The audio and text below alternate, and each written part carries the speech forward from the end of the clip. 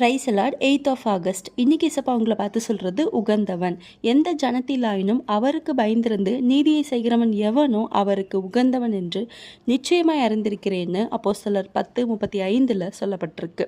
அந்த காலத்துலலாம் யூதர்கள் மட்டும்தான் கடவுளால் தேர்ந்தெடுக்கப்பட்ட பரிசுத்தமான மக்கள்னும் மற்ற இனத்தவர் புற ஜாதியினர்லாம் தீட்டு உள்ளவர்கள் அப்படின்னு நினச்சிட்டு இருந்தாங்க. ஆனால் தேவன் பேதுருக்கு ஒரு தரிசனத்தை காட்டி கொர்நேலியுவின் வீட்டுக்கு அனுப்பினார். கொர்நேலியு ரோம நூற்றுக்கு அதிபதி. அவர் யூதன் கிடையாது, அவர் புறஜாதியினர் தான். ஆனால் அவர் தேவனுக்கு பயந்து தர்மங்கள் செய்து வந்ததால தேவன் அவருடைய ஜபத்தை கேட்டு பேதுருவை அவர் வீட்டுக்கு அனுப்பினார். கர்த்தருடைய பார்வையில் புறஜாதியினர் பிற இனத்தவர் அந்த மாதிரி ஒன்று கிடையவே கிடையாது.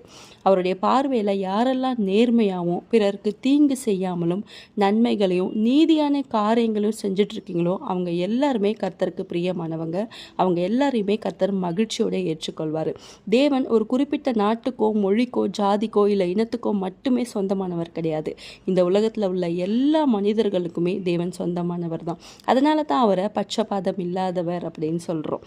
யாரெல்லாம் அவருக்கு கீழ்ப்படிந்து உண்மையும் உத்தமமாய் வாழ்ந்து பிறருக்கு உதவி செய்து நீதியான காரியங்களை செஞ்சிட்ருக்கீங்களோ நீங்கள் எல்லாருமே கர்த்தருக்கு உகந்தவர்கள் தான்.